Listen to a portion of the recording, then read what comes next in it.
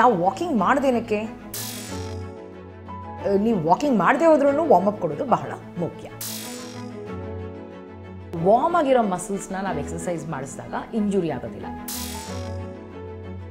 10 ವರ್ಷ 20 ವರ್ಷ ಶೂಸ್ ಹಾಕ್ಕೊಂಡಿದ್ರೆ ನಿಮಗೆ ವಾಕಿಂಗ್ ಮಾಡೋದ್ರಲ್ಲಿ ಡಿಸ್ಕಂಫರ್ಟ್ ಎಷ್ಟು ಕಾಣಿಸ್ಕೊಳುತ್ತೆ ಅಂದರೆ ಅಷ್ಟು ಕಾಣಿಸ್ಕೊಂಡು ನೀವು ಸ್ಟಾಪ್ ಮಾಡಿಬಿಡ್ತೀರ ಎಕ್ಸಸೈಸ್.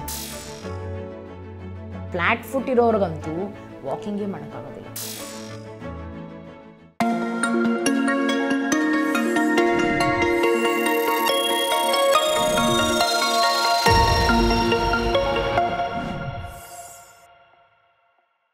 ನಮಸ್ಕಾರ, ನೀವು ನೋಡ್ತಾ ಇದ್ದೀರಾ ವಿಸ್ತಾರ ಹೆಲ್ತ್ ಯೂಟ್ಯೂಬ್ ಚಾನಲ್. ನಾನು ಅಪೇಕ್ಷಾ ಜೈನ್. ವೀಕ್ಷಕರೇ, ಎಕ್ಸಸೈಸ್ ಮಾಡೋದು ಎಷ್ಟು ಇಂಪಾರ್ಟೆಂಟ್ ಅನ್ನೋದು ನಿಮ್ಗೆ ಗೊತ್ತೇ ಇದೆ. ಹಾಗಿದ್ರೆ ಯಾವ ಎಕ್ಸಸೈಸ್ ಮಾಡಬೇಕು, ಹೇಗೆ ಮಾಡಬೇಕು, ಇದ್ರ ಬಗ್ಗೆ ಏನಾದ್ರು ಗೊಂದಲ ಇದೆಯಾ? ಡೋಂಟ್ ವರಿ, ನಿಮ್ಮೆಲ್ಲ ಕನ್ಫ್ಯೂಷನ್ಗಳನ್ನ ಕ್ಲಿಯರ್ ಮಾಡೋದಕ್ಕೆ ಇವತ್ತಿನ ಕಾರ್ಯಕ್ರಮದಲ್ಲಿ ನಮ್ಮ ಜೊತೆಗಿದ್ದಾರೆ ಫಿಟ್ ಇಂಡಿಯಾ ರಾಯಭಾರಿ ವನಿತಾ ಅಶೋಕ್ ಅವರು. ಮ್ಯಾಮ್, ಕಾರ್ಯಕ್ರಮಕ್ಕೆ ಸ್ವಾಗತ. Thank you. ನಮಸ್ತೆ. ಈ ಹಿಂದಿನ ಸಂಚಿಕೆಗಳಲ್ಲಿ ನಾವು ವಾಕಿಂಗ್ ಬಗ್ಗೆ ತುಂಬ ಮಾತಾಡಿದ್ದೀವಿ. ಎಷ್ಟು ಇಂಪಾರ್ಟೆಂಟು, ಯಾವ ರೀತಿ ವಾಕ್ ಮಾಡಬೇಕು, ಎಷ್ಟು ಸ್ಟೆಪ್ಸ್ ಮಾಡಬೇಕು ಅನ್ನೋದೆಲ್ಲ. ಸೊ ಕೆಲವ್ರು ಏನು ಮಾಡ್ತಾರೆ ಅಂದರೆ ಎದ್ದೇಳ್ತಾರೆ, ಸೀದಾ ಶೂಸ್ ಹಾಕೋತಾರೆ, ವಾಕಿಂಗ್ ಅಂತ ಹೊರಟು ಬಿಡ್ತಾರೆ. ಬಟ್ ಅದಕ್ಕೂ ಮುಂಚೆ ನಾವು ಯಾವ ರೀತಿ ಪ್ರಿಪ್ರೇಷನ್ಸ್ ಮಾಡ್ಕೋಬೇಕು ಅಂತ. ಓಕೆ, ನೀವು ಹೇಳ್ತಿರೋದು ವಾರ್ಮ್ ಅಪ್ ಬಗ್ಗೆ. ಓಕೆ, ತುಂಬ ಜನ ಮನೆ ಬಿಟ್ಟಿದ ತಕ್ಷಣ ಪರ ಪರ ಪರ ಪರ ಪರ ಪರ ಅಂತ ನಡ್ಕೊಂಡು ಹೋಗ್ಬಿಡ್ತಾರೆ. ಅದು ವಾರ್ಮ್ ಅಪ್ಪೇ ಇಲ್ಲ. ಓಕೆ, ಇದರಿಂದ ಹಾಗೆ ಅನಾಹುತ ಆಗುತ್ತೆ. ಆಲ್ ರೈಟ್, ಇಂಜುರಿ ಆಗೋ ಚಾನ್ಸಸ್ಸು ಜಾಸ್ತಿ ಇರುತ್ತೆ. ಯಾಕೆ ಇಂಜುರಿ ಆಗುತ್ತೆ ಅಂತ ಹೇಳಿದ್ರೆ ಮಸಲ್ ಕೋಲ್ಡ್ ಆಗಿರುತ್ತೆ. ನೀವು ಬೆಳಗ್ಗೆ ಆದರೂ ಮಾಡಿ, ಸಾಯಂಕಾಲ ಆದರೂ ಮಾಡಿ ವಾಕಿಂಗು, ಆ ಮಸಲ್ ಇನ್ನೂ ಕೋಲ್ಡ್ ಆಗಿರುತ್ತೆ. ಅದನ್ನು ವಾರ್ಮ್ ಅಪ್ ಮಾಡ್ಕೋಬೇಕು. ವಾರ್ಮ್ ಅಪ್ ಮಾಡಿದ ಮೇಲೆ ಆ ಸ್ಪೀಡ್ ವಾಕ್ ಮಾಡಬೇಕಾಗತ್ತೆ. ವಾರ್ಮ್ ಅಪ್ ಯಾವ ರೀತಿ ಮಾಡ್ಕೋಬೇಕು? ಒಳ್ಳೆ ಪ್ರಶ್ನೆ. ಸೊ ನಾನು ಹೇಳ್ದಂಗೆ as soon as you step out, ಪರಪರ ಅಂತ ನಡೆಯೋಕ್ಕೆ ಹೋಗಬೇಡಿ. ಫಸ್ಟು ಸ್ಲೋ ಆಗಿ ವಾಕ್ ಮಾಡಿ. ಓಕೆ, ಸೊ ಹಾಗಂತೂ 1 or 2 minutes ಸ್ಲೋ ಆಗಿ ವಾಕ್ ಮಾಡಬೇಕಾಗತ್ತೆ. ಆಮೇಲೆ ಇದು ನೀವು ನಿಮ್ಮ ಮನೆಯಲ್ಲಿ ನೀವು ಅಪಾರ್ಟ್ಮೆಂಟ್ ಕಾಂಪ್ಲೆಕ್ಸಲ್ಲಿ ಇದ್ದೀರಾ ಅಂತ ಹೇಳಿದ್ರೆ ಅಪಾರ್ಟ್ಮೆಂಟಲ್ಲಿ ಸ್ಲೋ ಆಗಿ 1 ರೌಂಡ್ ಮಾಡಿ, ಆಯಿತಾ? ಒಂದು ಸೈಡಿಗೆ ನಿಂತ್ಕೊಳ್ಳಿ. ಪಾರ್ಕಲ್ಲಿದ್ದರೆ ಒಂದು ಸೈಡಿಗೆ ನಿಂತ್ಕೊಳ್ಳಿ. ಶೋಲ್ಡರ್ ರೊಟೇಷನ್ಸ್ ಮಾಡಬೇಕು. ಓಕೆ, ಜಾಯಿಂಟ್ ಎಲ್ಲ ಜಾಯಿಂಟ್ಗೂ ಮೊಬಿಲಿಟಿ ಇರಬೇಕು. ಫಸ್ಟು ಬ್ಲಡ್ ಸರ್ಕ್ಯುಲೇಷನ್ನ ಇಂಪ್ರೂವ್ ಮಾಡಬೇಕು. ಬ್ಲಡ್ಡು ವಾರ್ಮ್ ಆಗಿರುತ್ತೆ, ಎಲ್ಲರಿಗೂ ಗೊತ್ತು ಬ್ಲಡ್ ವಾರ್ಮ್ ಆಗಿರುತ್ತೆ ಅಂತ ಹೇಳಿ. ಬ್ಲಡ್ ಫ್ಲೋ ಆದಾಗ, ಸರ್ಕ್ಯುಲೇಟ್ ಆದಾಗ ಆ ಬಾಡಿ ಎಲ್ಲ ಮಸಲ್ಸು, ಲಿಗ್ಮೆಂಟ್ಸು, ಟೆಂಡನ್ಸ್ ಎಲ್ಲ ವಾರ್ಮ್ ಆಗುತ್ತೆ. ಸೊ ಫಸ್ಟು ಶೋಲ್ಡರಿಂದ ಸ್ಟಾರ್ಟ್ ಮಾಡೋಣ. ಶೋಲ್ಡರು ಔಟ್ ರೋಲ್ ನೋಡ್ತಿದ್ದೀರಲ್ಲ, ಆಚೆ ಹೋಗುತ್ತೆ. ದೆನ್ ಇನ್ವರ್ಡ್ ರೋಲ್ಸ್ ಎಷ್ಟೆಷ್ಟು ಮಾಡ್ತೀರಾ? ಒಂದು 10 ಮಾಡಿ. ಓಕೆ, ವಯಸ್ಸಾದಷ್ಟು ಜಾಸ್ತಿ ಟೈಮ್ ವಾರ್ಮ್ ಅಪ್ ಮಾಡಬೇಕಾಗತ್ತೆ. ಓಕೆ, ಆ್ಯಂಡ್ ವೆದರ್ಗೂ ಅಷ್ಟೇ ಚೇಂಜ್ ಮಾಡಬೇಕಾಗುತ್ತೆ. ಸಮ್ಮರಲ್ಲಿ ಅಷ್ಟೊತ್ತು ವಾರ್ಮ್ ಅಪ್ ಏನು ಬೇಕಾಗಿಲ್ಲ, ವಿಂಟರಲ್ಲಿ ಜಾಸ್ತಿ ಟೈಮ್ ವಾರ್ಮ್ ಅಪ್ ಮಾಡಬೇಕಾಗತ್ತೆ. ಮತ್ತು ಈ ಜಾಯಿಂಟಿಗೆ ಬರೋಣ, ಇನ್ವರ್ಡ್ ರೊಟೇಷನ್. ಓಕೆ, ಸೊ ಕಾಲ್ ವಾಕಿಂಗ್ ಮಾಡ್ತಿರೋದು ಕೈ ಏನಕ್ಕೆ ಮಾಡಬೇಕು ಅಂತ ಹೇಳ್ತಾ ಅಂದ್ಕೊಳ್ತಾ ಇರಬೇಕು. ಕೈ ಬೀಸ್ಕೊಂಡು ನಡಿತೀವಲ್ವ, ರೈಟ್? ಓಕೆ, ಆ್ಯಂಡ್ ಪ್ರತಿಯೊಂದು ಜಾಯಿಂಟ್ಗೂ ನೀವು ವಾಕಿಂಗ್ ಮಾಡದೆ ಹೋದ್ರೂ ವಾರ್ಮ್ ಅಪ್ ಕೊಡೋದು ಬಹಳ ಮುಖ್ಯ. ಮತ್ತು ಕತ್ತು ನಿಧಾನಕ್ಕೆ. Okay, look to your right, centre, left, centre, ಆ ರೀತಿ ಒಂದು 4-5 ಸರಿ ಮಾಡಿ. ಓಕೆ, ಮತ್ತು ಇನ್ನೊಂದೇನು ಅಂತ ಹೇಳಿದ್ರೆ ಹೀಗೆ ಬಗ್ಸೋದು. ಈಗ ಲುಕ್ ಟು ಯುವರ್ ರೈಟ್ ಆಯ್ತಲ್ಲ, ಇದು head down, centre, head left, centre. ನಿಧಾನಕ್ಕೆ ಮಾಡಬೇಕು, ಕಂಟ್ರೋಲ್ಡ್ ಮೂವ್ಮೆಂಟ್ ಇರಬೇಕು. ಬೇಕಾದರೆ ಇದನ್ನು ಮಾಡಿ, ಬೇಕಾದರೆ ಸ್ಲೋ ವಾಕ್ ಮಾಡಿ, ಫಾಸ್ಟ್ ವಾಕು ಸಹ ಮಾಡಬಹುದು. ಓಕೆ, ಮೊಬಿಲಿಟಿ, ಜಾಯಿಂಟ್ ಮೊಬಿಲಿಟಿ ಬಹಳ ಮುಖ್ಯ. ಜಾಯಿಂಟ್ ಫ್ಲೆಕ್ಸಿಬಿಲಿಟಿ ಮುಖ್ಯ. ಬ್ಲಡ್ ಸರ್ಕ್ಯುಲೇಷನ್ ಇಂಪ್ರೂವ್ ಮಾಡೋದು ಮುಖ್ಯ. ಅದು ವಾರ್ಮ್ ಆಗಿರೋ ಮಸಲ್ಸ್ನ ನಾವು ಎಕ್ಸಸೈಸ್ ಮಾಡಿಸಿದಾಗ ಇಂಜುರಿ ಆಗೋದಿಲ್ಲ. ಕೋಲ್ಡ್ ಆಗಿರೋ ಮಸಲ್ಸ್ನ ನಾವು ಎಕ್ಸಸೈಸ್ ಮಾಡಿಸಿದ್ರೆ ಟಕ್ ಅಂತ ರಬ್ಬರ್ ಬ್ಯಾಂಡ್ ಥರ ಸ್ನ್ಯಾಪ್ ಆಗಿಬಿಡುತ್ತೆ. ಆಗ ಆ ಪೇನ್ ಬಹಳ ಜಾಸ್ತಿ, ರಿಕವರಿ ಟೈಮು ತುಂಬ ಜಾಸ್ತಿ ಆಗುತ್ತೆ. ಓಕೆ, ಲಿಗ್ಮೆಂಟ್ ಟೇರ್ ಕೇಳಿರ್ತೀರಾ ನೀವು. Okay, that is one of the major problems ಬರೋದು ವಾರ್ಮ್ ಅಪ್ ಮಾಡದಿರೋದನ್ನ.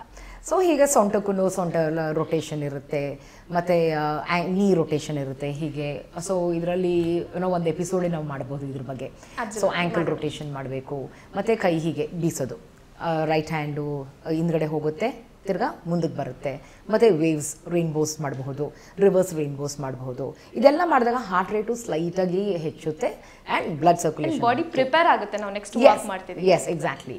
ಬಾಡಿನ there is an activity coming, ಒಂದು ಆಕ್ಟಿವಿಟಿ ಬರ್ತಿದೆ, ಇಂಟೆನ್ಸ್ ಆಗಿರುತ್ತೆ, ಅದು ಪ್ರಿಪೇರ್ ಆಗೋಣ ಅನ್ನೋದು ಒಂದು ಇಂಡಿಕೇಶನ್ ಕೊಡುತ್ತೆ. ಸೊ ಅದೆಲ್ಲ ಮಾಡಾದ್ಮೇಲೆ ಬೇಕಾದರೆ ಅದನ್ನೇ ಮನೆಯಲ್ಲೇ ಮಾಡಿ, ಶುರು ಮಾಡಿ. Then 1 minute, 2 minutes, 3 minutes slow, depending on the age. Okay, slow ಆಗಿ ವಾಕ್ ಮಾಡಿ. ಓಕೆ, ಯಾರು ಬೇಕಾದರೂ ನಿಮ್ಮನ್ನ ಪಾಸ್ ಮಾಡ್ಕೊಂಡು ಹೋಗಲಿ, ಪರವಾಗಿಲ್ಲ. ನೀವು ಒಳ್ಳೆ ಶೂಸ್ ಆ್ಯಂಡ್ ಸಾಕ್ಸ್ ಹಾಕ್ಕೊಳ್ಳಿ. ಒಂದು ಶೂಸ್ ಲೈಫ್ ಲಾಂಗ್ ಇನ್ವೆಸ್ಟ್ಮೆಂಟ್ ಅಲ್ವೇ ಅಲ್ಲ.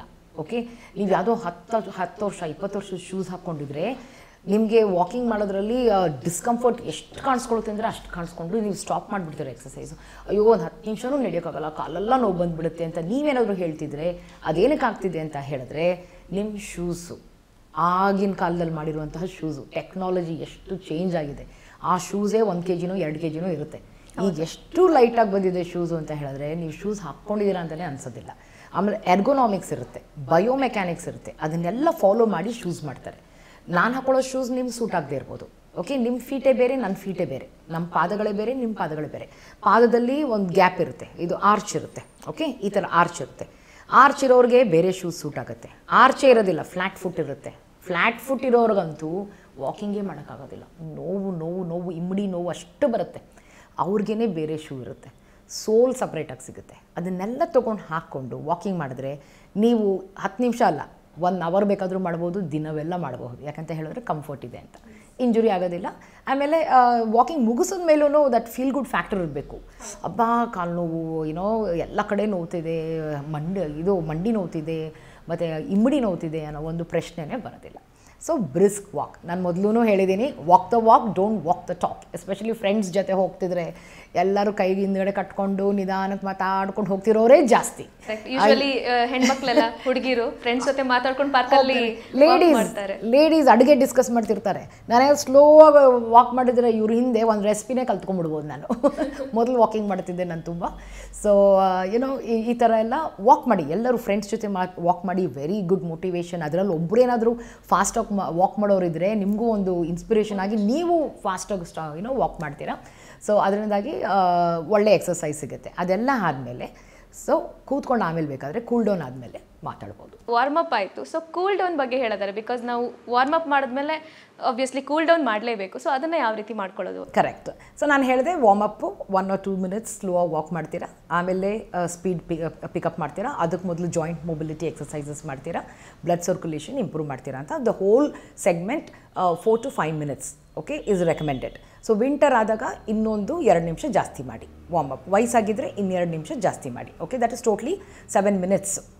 ವೆದರ್ ತುಂಬಾ ಕೋಲ್ಡ್ ಆಗಿದ್ರೆ ಲೇಟ್ ಆಗುತ್ತೆ ವಾರ್ಮಪ್ ಆಗೋದು. Okay, and blood also is cold ಅಲ್ಲ, ಅದಕ್ಕೆ.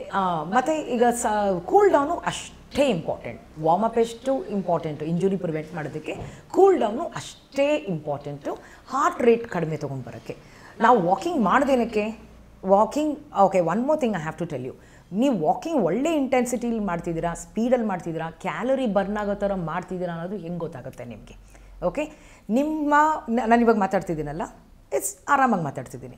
ನಾನು ಇಂಟೆನ್ಸಿಟಿಯಲ್ಲಿ ವಾಕ್ ಮಾಡಿದ್ರೆ ಏನು ಉದ್ದೇಶ? ಇಂಟೆನ್ಸಿಟಿಯಲ್ಲಿ ವಾಕ್ ಮಾಡೋದು ಕ್ಯಾಲರಿ ಬರ್ನ್ ಮಾಡೋದಕ್ಕೆ, ಓಕೆ, ಕೊಬ್ಬು ಕರಗೋದಕ್ಕೆ.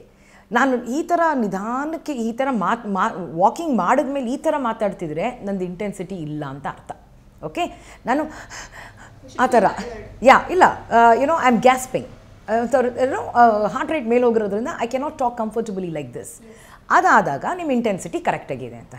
ನೀವು ಇಫ್ ಯು ಗ್ಯಾಸ್ಪಿಂಗ್ ಫಾರ್ ಉಸಿರಾಡೋಕ್ಕೆ ಕಷ್ಟ ಆಗ್ತದೆ, ನಿಮ್ಗೆ ಗೊತ್ತಾಗುತ್ತಲ್ಲ, ಎಲ್ಲರಿಗೂ ಉಸಿರಾಡೋಕ್ಕೆ ಕಷ್ಟ ಆಗ್ತಿದ್ರೆ ಸಮ್ ಪ್ರಾಬ್ಲಮ್ ವಿತ್ ದೆಮ್ ಅಂತ. ಅದು ತಪ್ಪು. ಆ ಗ್ಯಾಸ್ಪಿಂಗ್ ಫಾರ್ ಏರ್ ಇರಬಾರ್ದು. ಸೊ ಆವಾಗ ಇಂಟೆನ್ಸಿಟಿ ಸ್ವಲ್ಪ ರಿಡ್ಯೂಸ್ ಮಾಡಿ. ಯು ಕಾನ್, ಈಗ ವಾಕಿಂಗ್ ಮಾಡ್ತಿದ್ರೆ you should not be able to sing a song.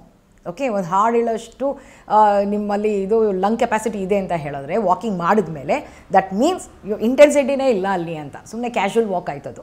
So intensity walk ಮಾಡಿ ಆ್ಯಂಡ್ ಬ್ರೆತ್ ಇದು ಅನಾಲಿಸಿಸ್ ಥರ, that is it's called analysis test.